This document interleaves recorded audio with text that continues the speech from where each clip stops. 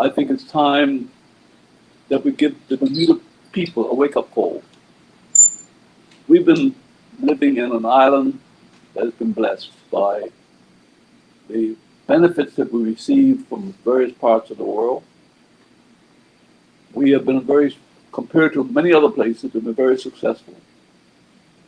We're fortunate to have had the treaty relationship with the United States and the agreements with Europe that have brought us the insurance and reinsurance business, which is really the hallmark of our industry today. We need to make sure, though, that those things that support this economy are protected, and those institutions that are here feel comfortable being here. I don't think we should sit around and just let things happen and then say, well, why did it happen? We know what happened to Brexit. When the British government went to the people in England, no one dreamed that they would found themselves out of the European community. And we see the damage that has been done with that since then, and it continues to do it. We've heard talk about Bermuda joining Caricom. In 2003, when Bermuda became an associate member, we woke up and found out Bermuda's an associate member of Caricom. During my 10 years premier, I was very cautious not to send the signal to the United States or to England or to Europe that our focus would be the Caribbean, but it would be United States and Europe, where the bulk of our business comes from. That's where our reinsurance and our insurance business comes from, where our financial services are directed. And we didn't want to send confusing signals that we're one foot in one area, another foot in another area, and as they separate because of disputes, we get caught in between. As I point out here, here's Bermuda up here by itself in the North Atlantic. Probably the closest point to any one of the Caribbean islands is 1,000 miles. If you take that measure, Florida should be considered part of Caricom because it's just close by.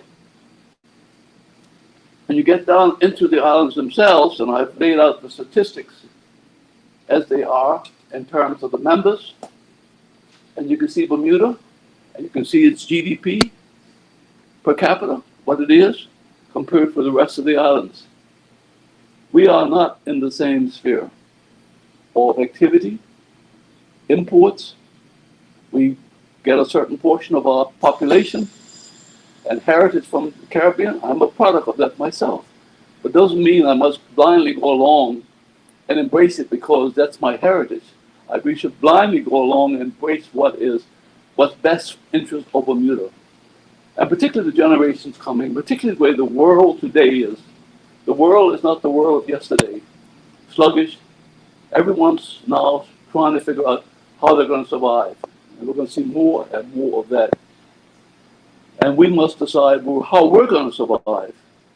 And we must not be led down a path that says, here we are, agreeing to something, and tell me what are the benefits. Are there commercial benefits? I don't know. Are there defense benefits? I don't know. Are there security benefits? I can't think of that. Are there environmental benefits? I can't think of any of those. Cultural? Yes, because of heritage and historical relationships with the Caribbean? Yes. So what do you want to do? But if you don't have an economy, because these international businesses become concerned that if we become members of Caricom, we're already now associate members, it wouldn't take very long, easy for it to slip into membership. If we're associate member, and keep in mind, not only do they have associate members, they have observer members. Venezuela, Colombia, Mexico. Over here, you have smaller countries that are also members. So where do we fit in terms of conflicts that are going to happen, in terms of strategic positioning? And Bermuda's always been there serving and we're so far up the North Atlantic that is quite different than anything in the Caribbean. And we've been able to call on the Americans, the Canadians, and the British. Once we become members, if we become members of Caricom, and when I read and I commend everyone to read this document here. See how thick it is? Well, I read it, every page of it. And I can tell you, it binds you to many aspects, the things you thought that you might want to do. Once you have committed yourself to this treaty, it's like Britain committing itself to the European treaty and finding itself very comfortable, and then thought, well, we got to get out of this, it's too onerous for us. Once you're in, you're in. You can get out, but then the damage has already been done. The reason why you're getting out is because you feel the damage is being done, and then you want to get out after the facts, as opposed to getting out before the fact.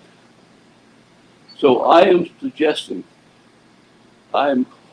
humbly suggesting that based upon the stats, based upon the participation, based upon Bermuda's position as to where it is now, that we consider not becoming members of Caricom. And that any movement by government, become a member of Caricom, should be by way of a referendum. It should not, it's by the people, for the people, and of the people. And not just by the few who are there to, for whatever reason, this will affect not only this generation, but generations yet unborn. And we can't just sit back and go to sleep, wake up and say, oh well, what's next? Because your children and your great-grandchildren might pay the consequences. Caricom is very good for the Caribbean. It's a group of islands, whether it's Jamaica, Trinidad, Barbados, Antigua, and many other smaller islands, where they come together to trade and do business. And I commend them, and they're one of the oldest institutions in the Western Hemisphere for doing trade. So don't think in any way I'm putting Caricom down. I think Caricom is a necessity. We just don't fit into that category, that's all. And so I'm asking the public, get involved with the conversation. Get involved with the facts. Let people know where you stand. But more importantly, don't be lulled into thinking, oh well, it won't happen, it can't happen. Because when it happened, an associate member, very few people knew about it until the deal was done.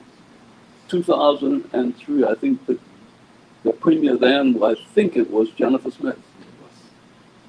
We just gotten out through the first election for the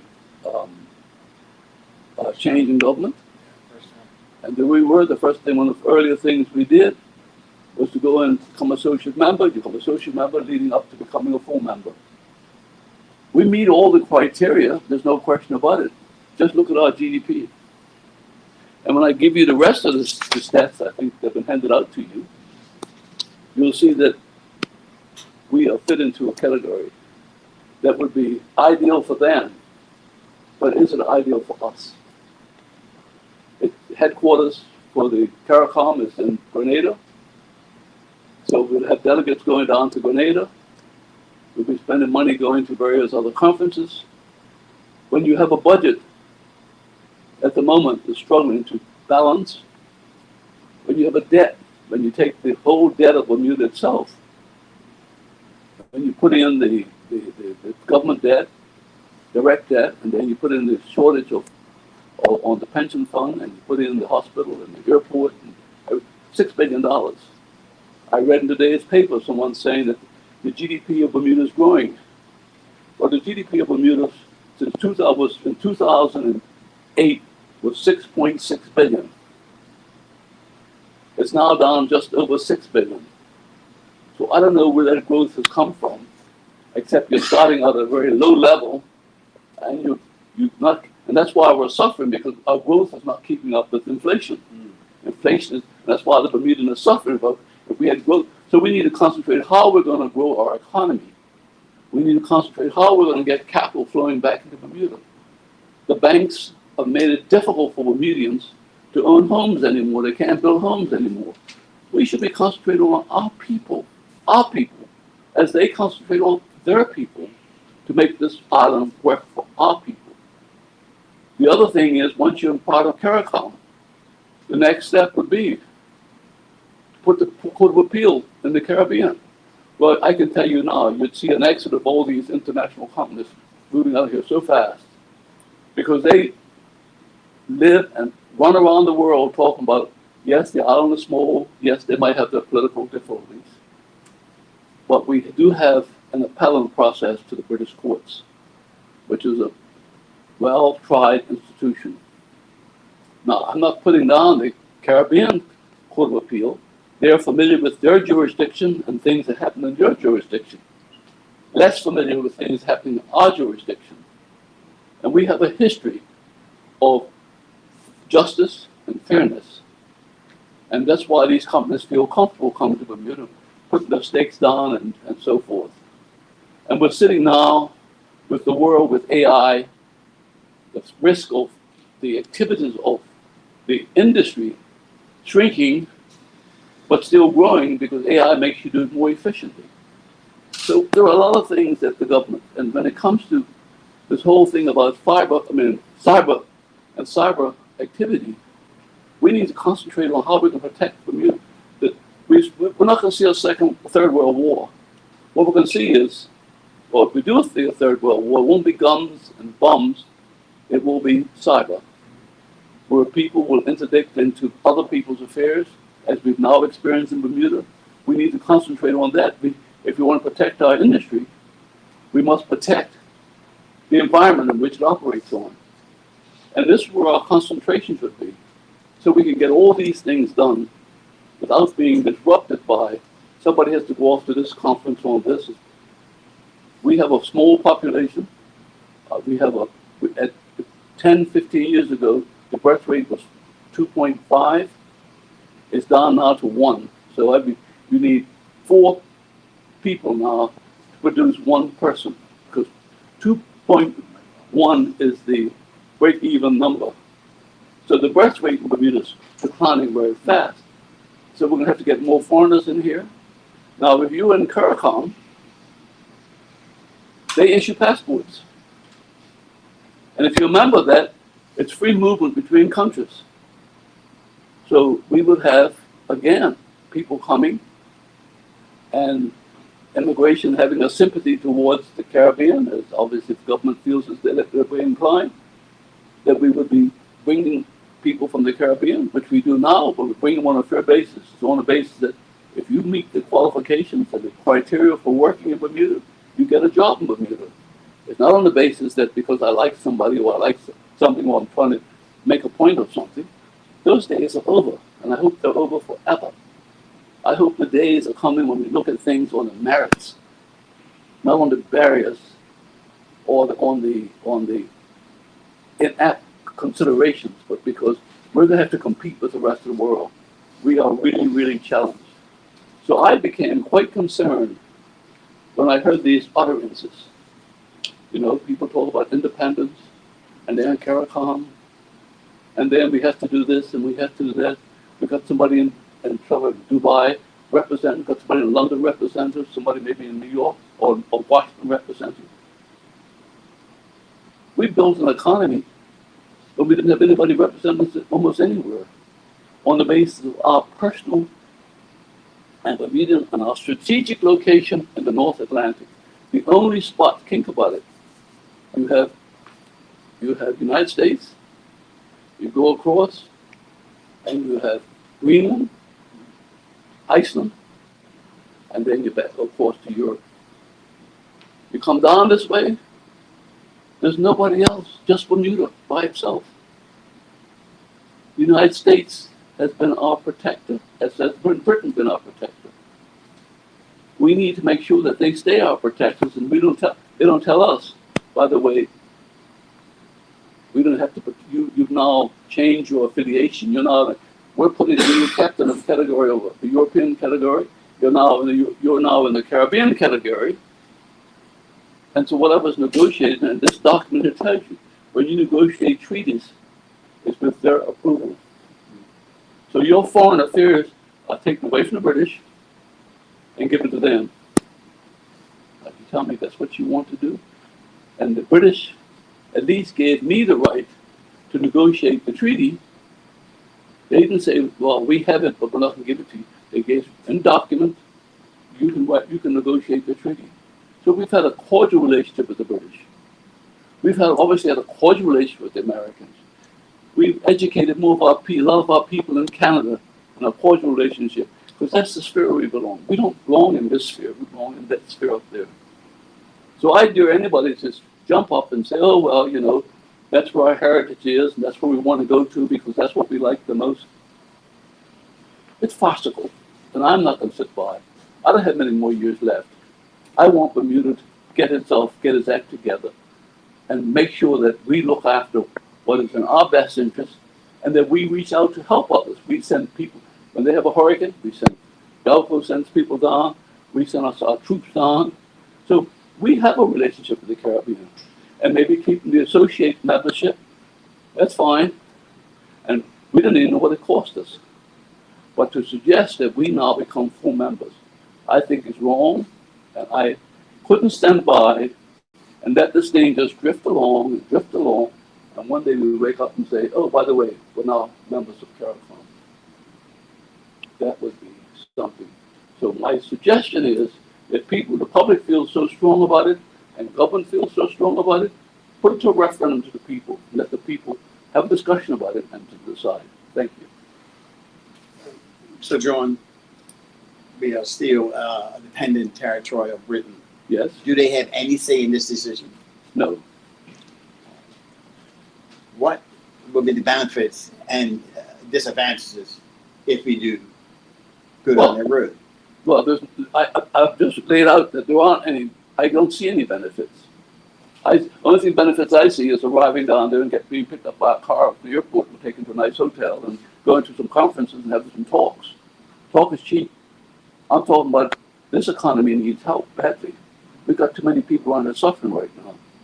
There aren't any benefits. You can get, if you're Bermudian, you'll be able to get Caricom passport, but you don't need it. You go down to the Caribbean, they accept your Bermuda passport. And the risk is that if things get too slack, the Americans might say to us, keep in mind, simply say to us, I'm sorry, we're now going to move your status as visa-free access to the United States. Because only Canada and Bermuda enjoys that status right now. Because if we keep it, the Caribbean and Bermuda has it, why can't we have it? Because we're all the same then. So there's a knock-on effect in this whole thing. And that's where Bermudians will then have to be showing their passport going across the water over there. And we wouldn't be no clearance here now. When you get to the States, you join those long lines and be like everybody else does. And that alone should scare everybody to death. We have been very privileged in having this. I negotiated that deal a long time ago, and it's worked perfectly for us. What we should be concentrating on, there were many young Bermudian men and women who got involved with drugs or some petty crime. They get their name listed, and they get on the stop list.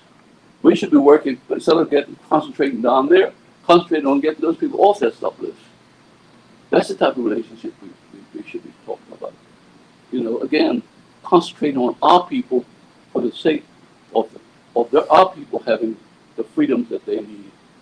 A Caribbean passport doesn't solve that problem at all. I heard you mention the word independence, and three different spokespersons Saturday night at the PLP banquet, I heard the word independence. Do you think now is the time to talk about independence?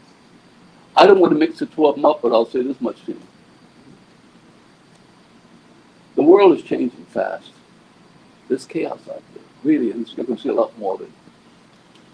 You're going to see where food supplies are going to get scarce.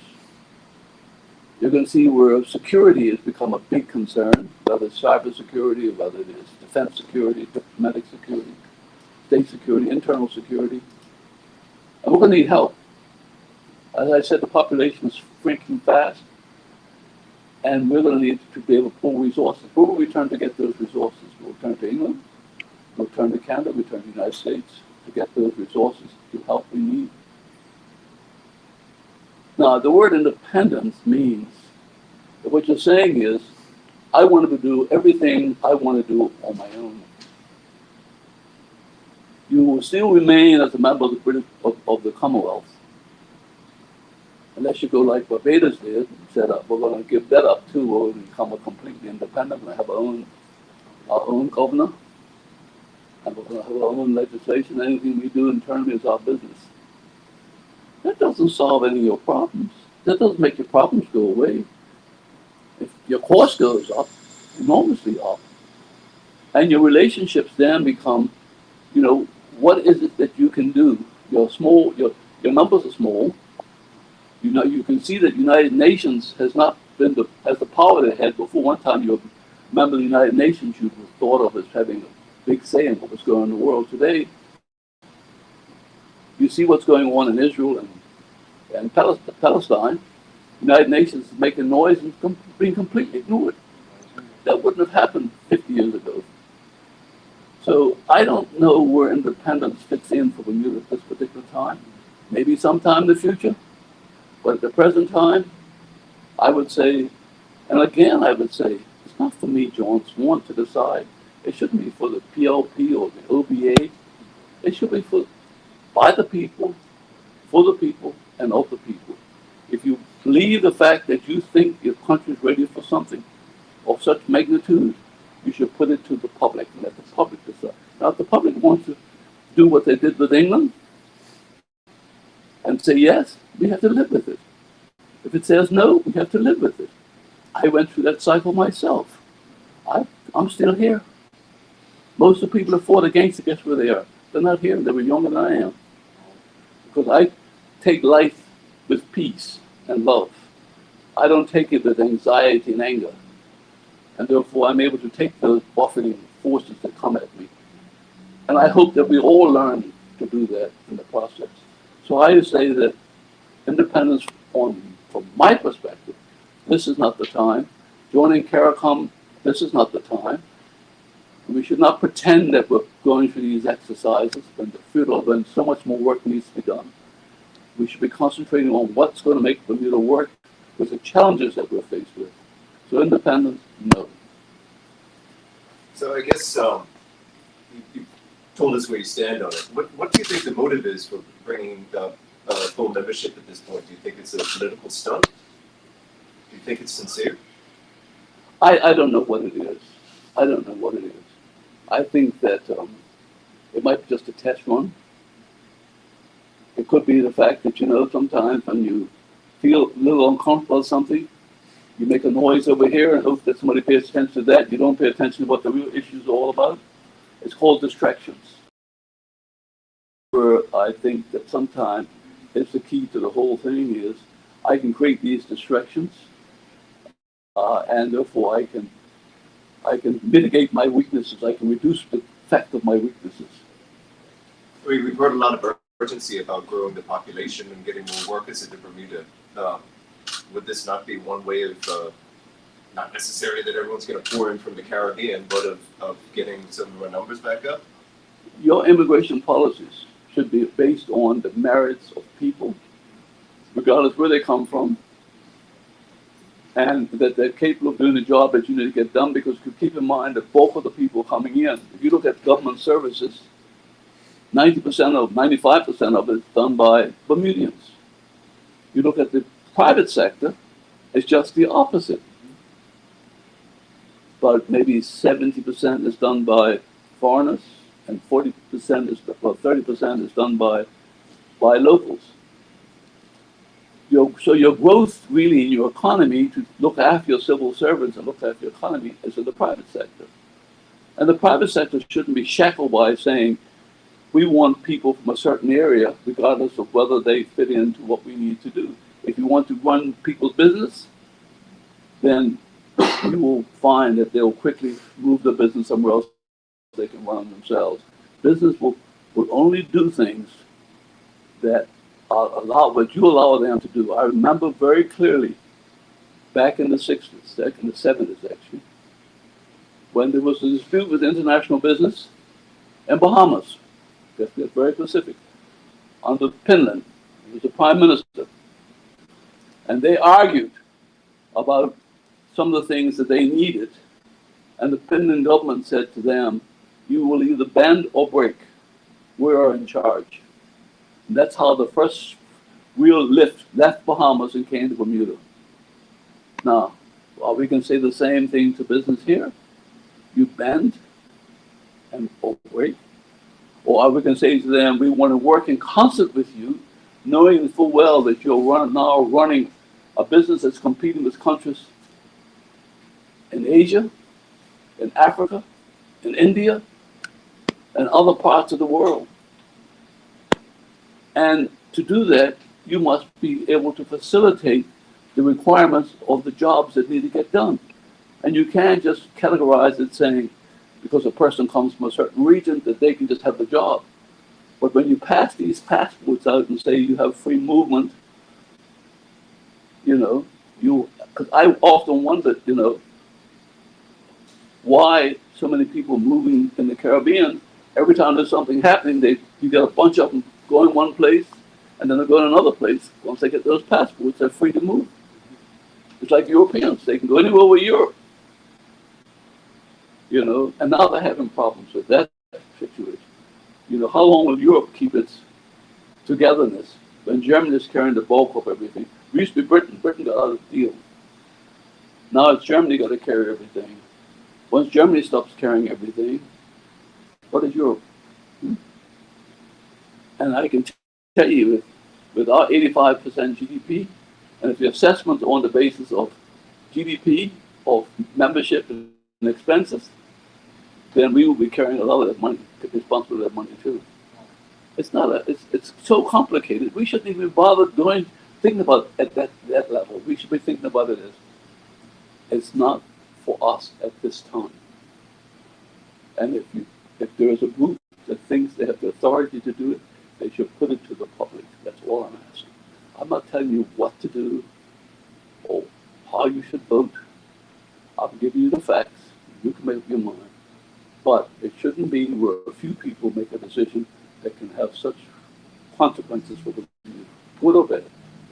Yes, sir. When you mentioned a bit about the Court of Appeal, were you talking about access to the Privy Council? I didn't follow that. Well, one of the things you can do, if you can instead of going to the Privy Council, the government could decide it wants to have its Court of Appeal adjudication process from the Caribbean, but they have a Court of Appeal down there, Association of Court of Appeal down there. So you wouldn't go to Britain anymore, you'd go to the Court of Appeal in the Caribbean. That would be unacceptable by most of the international business here, not all of the international business. That would be unacceptable. And you definitely feel that if we were to undertake a move like this, it would jeopardize our links to the likes of the US and to Europe and things like customs pre-clearance here that we had at the airport. I think that it would it wouldn't happen overnight. With just a gradual wind down. These things, these big countries don't slap you in the face. What they do is they just simply stand back and let you make your mistakes. Hold their hands behind it, almost cross their fingers, hoping that you won't be so stupid. Because at the end of the day, they know the fact that the consequences are going to be, even if they try to pick up some of the pieces, it might be too late. Bermuda is a very important strategic. We don't know what's going to happen in Ukraine and Russia. We don't know what's going to happen there. If Russia wins, Russia becomes more active in the Atlantic. That's where its activity areas are. We're sitting out here as sitting ducks. We'll need the Americans and the British too. We can't go down the Caribbean and send some subs up here and put some base up here to protect us. The Chinese would like to come in here, but the Americans won't be telling them that and afraid in their backyard. So we're in a catch-22. We're so close to America that you can't pull the same stunts that the Bahamas pull. We're too close. And we're right next to Washington. So we don't have this option of thinking, well, they're not going to do something about it. They will do something about it. And the British will find it very difficult not to support them. It might be subtle, but the consequences could be quite severe. I remember being asked a wonderful question by the Canadians. The Chinese wanted to do the financing for the airport. They asked me, I said, go and talk to the British and Americans, and then you can make up your mind whether you think we should have the airport financed by the Chinese. They never came back, and the financing was never done by the Chinese. So I just had one last one. Yes, sir. You would have seen this coming up, that there was a time when Bermudians were very aloof towards people from the Caribbean, and there was,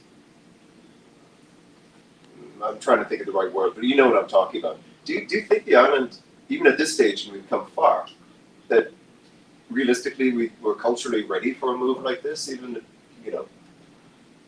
Look, my ancestors come from the Caribbean, Yeah. and I hold dearly the Caribbean to my heart. I think that it's not about culture, it's about survival. It's about reality of who we are. The Caribbean, if you look at the statistics, just look at these statistics here. Just look at these statistics. When you look at these statistics here, look at Bermuda. You see Bermuda? And see the rest of them, 85,000. And the closest one to that would be 43,000 Cayman Islands. You know, a standard of living tells the story. But you look at the rest of them, except for maybe St. Kitts and Nevis, 26 deals. But you look at the population, or the statistics I gave in relation to the population. Bermuda has just been way out ahead of the game. And I think we take for granted our whole position that we think it should always be this way. It was this way because, guess what? I was born in 1935, before the Second World War. I was born with an outside toilet, and I had animals I had to look after. You didn't get the milk from the cow or the goat. You had nothing to mix with your cereal. You didn't get eggs from the chickens. Then you didn't have breakfast. And sometimes we grew our gardens in the backyard, but we used animals' manure to grow the plants. I had an outside toilet. The Second World War came along, and we were in a very strategic location, and the bases came here, and all of our standard of living rose. Up, up, up. And then between 1945 and 1988, 40 years, we became prosperous and we became careless. We lost our tourist business. And then by 1988, we got back to international business. It's 40 years since we got to international business, almost. 1988, it'll be 2000, and what? 28. We would be, are we going to get careless enough that when that goes, what's next? Because cyber will not give you a physical presence anymore. Cyber will only give you an electronic presence. So we have a chance now to either preserve what we have, work with what we have, look after our people. If not, our destiny could be what it was. It doesn't take a rocket science. We'll go back to the farm, back to the cows, whatever animals here. And guess what? We only have 500 acres. Those days, three-quarters of Bermuda was for agriculture. Today, we've got 500 acres of arable land. So we don't have enough land to feed ourselves. And just keep listening to the airways. They keep talking about food shortages. The signals are coming already. Climate change. So we want to build up on this stock. So when we get the shock, we can absorb that shock, as opposed to thinking, we should be concentrating on how much more business can we get. We have a housing shortage. We have these buildings run down in Hamilton. How can we build Bermuda up and get the business in that we know best? One of the lessons I learned a long time ago, and I tell you, it paid off. I'm standing in this building here today. When I saw change coming, I would always try to be one step ahead of that change. And I owned maybe 15 businesses. Today, I don't own any of those businesses. They were small. They were, that's the days about the construction, travel business, sports, sea sports, you name it, construction. And I slowly exited out of those 4 ways in a restaurant because I realized the fact that I needed something that was current with what exists today. That's why you're standing here in this building today and other buildings that I own, because I knew that the international business, that would give you stability. But all that I say to say the fact that Bermuda must move with the times. If you step outside the times, then you're not in time, guess what happens? You fall down. And I'm pleading to Bermudian people right now. We must stay in the framework of the time, encourage our government. I'm not here to denigrate the government or the opposition. I'm here just to say, I want to look out for your interests. The country has served me well, and I've tried to serve the country well. And I will continue to try to give the best I can without fear or favor. And when I see something that could go wrong, I will speak up for it. You know, you saw me take position with Gemco on Southampton Princess. Why? Because I realize the fact that these international businesses could be fragile, and I know that we need more big hotels in Bermuda if we want to survive. And I felt as though I'd rather take a chance and get that hotel open and worry about 20 years from now when those apartments might be built, because the world will be a different world altogether. People used to think that type of thing. Then to sit back and say, no, no, no, no, no, no. That's what people said about this building when I tried to build it. They said, no, no, no, it's too big, it's too this, it's too that. Now it's built. So many people feel very proud that this building stands at the entrance to the city. We have to have a vision, and it's got to be profound and committed to. And that's why I'm against us being jacketed off to Caricom or independence and build relationship with the countries that can help us the most. Did I answer your question, sir? Yes, sir. Thank you. Anybody else? Thank you.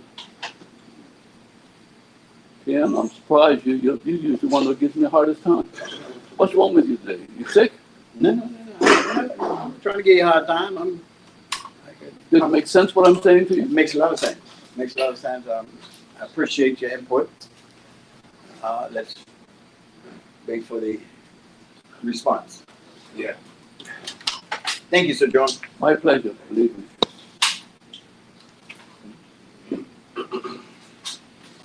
You have these materials?